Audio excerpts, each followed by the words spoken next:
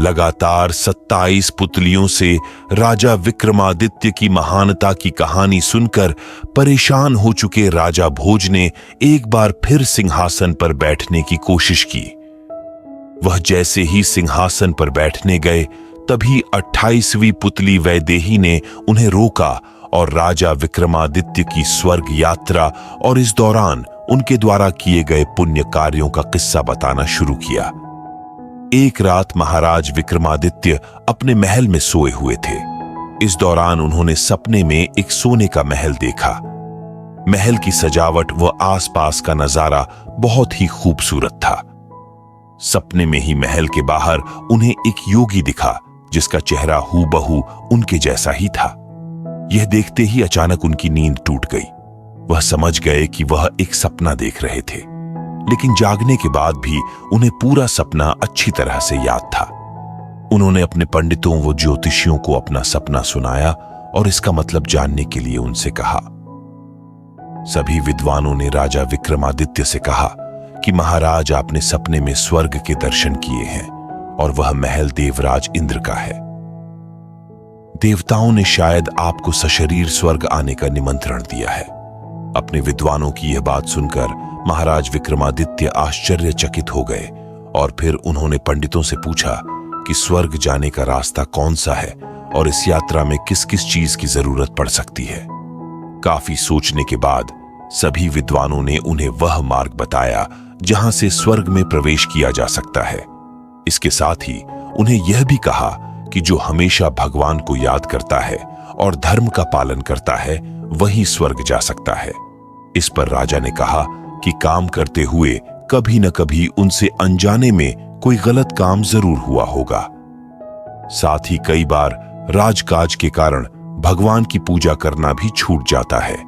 इस पर सभी ने एकमत होकर कहा कि महाराज, अगर आप इस काबिल नहीं होते तो आपको स्वर्ग के दर्शन ही नहीं होते। सभी के कहने पर राजा विक्रमादित्य राजपुरोहित को अपने साथ लेकर स्वर्ग जाने के लिए निकल पड़े। अपने विद्वानों के कहे अनुसार उन्हें इस यात्रा के दौरान 2 पुण्य कर्म भी करने थे। यात्रा से पहले राजा ने अपना शाही भेष त्याग दिया था। वह आम लोगों की तरह कपड़े पहनकर यात्रा कर रहे थे। यात्रा के दौरान रात में वह एक नगर में आराम करने के लिए रुक गए। कुछ देर बाद उन्हें एक बुजुर्ग महिला रोती दिखी। वह काफी परेशान थी। राजा विक्रमादित्य ने उस बुजुर्ग महिला से रोने का कारण पूछा। बुजुर्ग महिला ने बताया कि उसका इकलौता बेटा सुबह जंगल गया था, लेकिन अभी तक लौटा नहीं है। राजा विक्रमादित्य ने उससे पूछा कि उसका बेटा जंगल किस काम से गया है। तो बुढ़िया ने बताया कि उसका बेटा रोज सुबह जंगल से सूखी लकड़ियां लाता है और शहर में बेचता है। इसी से परिवार उसके का गुजारा होता है। राजा ने बुढ़िया से कहा कि आप चिंता मत करो, आपका बेटा आ जाएगा। इस पर बूढ़ी औरत ने कहा कि जंगल बहुत घना है और वहां कई खतरनाक जानवर हैं। मुझे डर है कि कहीं किसी जानवर ने उसे अपना शिकार न बना लिया हो। बुढ़िया ने आगे कहा कि शाम से वह कई लोगों से विनती कर चुकी है, लेकिन कोई भी उसकी मदद नहीं कर रहा। बुढ़िया ने कहा कि मैं बूढ़ी हो चुकी हूं, इसलिए खुद जंगल जाकर उसे ढूंढ नहीं सकती। यह सुनकर विक्रमादित्य ने कहा कि वह उनके बेटे को ढूंढ कर लाएंगे। इसके बाद राजा विक्रमादित्य लड़के की खोज में जंगल चल दिए। जंगल में उन्हें एक नौजवान युवक कुल्हाड़ी लेकर पेड़ पर दुबका बैठा मिला और उस पेड़ के नीचे एक शेर घात लगाए बैठा हुआ था। विक्रम ने कोई रास्ता निकालते हुए शेर को वहां से भगा दिया और उस युवक को अपने साथ लेकर बुढ़िया के पास लौट आए। बुढ़िया बेटे को देखकर बहुत खुश हुई और विक्रम को ढेरों आशीर्वाद दिए। इस तरह बुढ़िया को चिंता मुक्त करके राजा ने एक पुण्य का काम किया। रात को आराम के बाद उन्होंने अगली सुबह फिर से अपनी यात्रा शुरू की। चलते चलते वह समुद्र के किनारे पहुंच गए। वहां उन्होंने एक महिला को रोते हुए देखा। जब वह उसके पास गए तो देखा कि समुद्र के किनारे पर एक जहाज खड़ा है और कुछ लोग उस पर सामान लाद रहे हैं।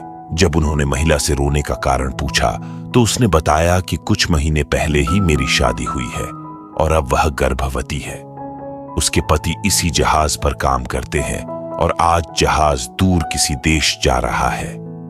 यह सुनकर राजा विक्रम ने कहा कि इसमें परेशानी की क्या बात है, कुछ ही समय बाद तुम्हारा पति लौट आएगा।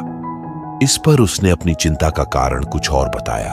उसने कहा कि कल उसने सपने में सामान से लदे एक जहाज को समुद्र के बीच भयानक तूफान में गिरते देखा है। तूफान इतना तेज था कि जहाज टूटकर समुद्र में डूब गया और उस पर सवार सभी लोग मर गए। उस महिला ने आगे कहा कि अगर यह सपना सच हुआ तो उसका क्या होगा और उसके होने वाले बच्चे की देखभाल कैसे होगी। राजा विक्रमादित्य को यह बात सुनकर दया आ गई। उन्होंने समुद्र देव द्वारा दिए गए शंख को महिला को दिया और कहा कि यह अपने पति को दे दो और उससे कहो कि जब भी तूफान या कोई अन्य प्राकृतिक आपदा आए तो इस शंख को फूंक दे, इससे सारी मुसीबत खत्म हो जाएगी।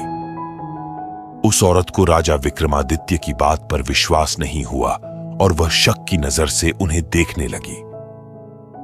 राजा विक्रमादित्य ने महिला की शंका को भांप लिया और तुरंत शंख में एक फूंक मारी, जिसके बाद देखते ही देखते वह जहाज और उस पर तैनात सभी लोग कोसों दूर चले गए।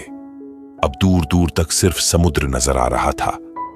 वह औरत और वहां खड़े अन्य लोग यह देखकर हैरान हुए। इसके बाद महाराज ने फिर से शंख फूंका तो वह जहाज सभी कर्मचारियों सहित वापस आ गया। अब उस औरत को शंख की शक्ति पर विश्वास हो गया था।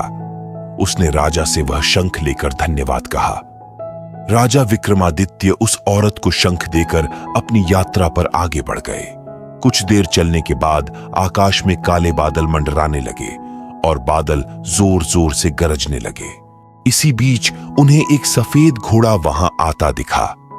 जब वह घोड़ा उनके पास पहुंचा तो एक आकाशवाणी हुई कि हे महाराज विक्रमादित्य, इस धरती पर तुम्हारे जैसा पुण्यात्मा और कोई नहीं हुआ। स्वर्ग आने की इस यात्रा में तुमने 2 पुण्य कार्य किए हैं, इसलिए तुम्हें लेने के लिए एक घोड़ा भेजा जा रहा है जो तुम्हें इंद्र के महल तक पहुंचा देगा। यह सुन विक्रमादित्य ने कहा कि मैं अपने राजपुरोहित के साथ स्वर्ग की यात्रा पर निकला हूं, इसलिए स्वर्ग जाने के लिए उनके लिए भी व्यवस्था की जाए। यह सुनकर राजपुरोहित ने कहा, राजन मुझे माफ करें, मेरी सशरीर स्वर्ग जाने की इच्छा नहीं है। अगर भगवान ने चाहा तो मरने के बाद स्वर्ग आऊंगा और खुद को धन्य समझूंगा। इसके बाद राजा विक्रमादित्य राजपुरोहित से विदा लेकर घोड़े पर बैठ गए।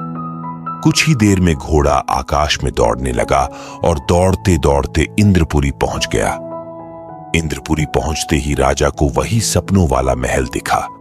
चलते चलते वह इंद्र सभा में पहुंच गए, जहां सभी देवता अपने अपने स्थान पर बैठे थे। अप्सराएं नृत्य कर रही थीं। इंद्रदेव पत्नी के साथ सिंहासन पर बैठे थे। राजा विक्रमादित्य को सशरीर स्वर्ग में देखकर सभी हैरान हो गए। इंद्र उन्हें देखकर सिंहासन से उठकर आए और उनका स्वागत किया। साथ ही राजा विक्रमादित्य को सिंहासन पर बैठने को कहा। राजा ने इंद्र से सिंहासन पर बैठने से यह कहकर इनकार कर दिया कि वह इस आसन के योग्य नहीं है। इंद्र विक्रमादित्य की नम्रता और सरलता देखकर प्रसन्न हुए। इंद्र ने उनसे कहा कि सपने में आपने जिस योगी को देखा था वह आप खुद थे। आपने इतना पुण्य कमा लिया है कि इंद्र के महल में आपको स्थायी स्थान मिल गया है। इसके बाद इंद्र ने राजा विक्रमादित्य को एक मुकुट उपहार में दिया। राजा विक्रमादित्य कुछ दिन इंद्रलोक में बिताने के बाद वह मुकुट लेकर अपने राज्य वापस आ गए। यह कहानी सुनाने के बाद 28वीं पुतली वैदेही ने राजा भोज से कहा कि अगर तुम भी राजा विक्रमादित्य की तरह पुण्य करने वाले सरल व विनम्र हो तो ही इस सिंहासन पर बैठ सकते हो, वरना नहीं। इतना कहकर 28वीं पुतली वैदेही वहां से उड़ जाती है। कहानी से सीख, इस कहानी से यह सीख मिलती है कि हमें दूसरों की मदद करनी चाहिए, क्योंकि अच्छे कर्मों का फल जरूर मिलता है।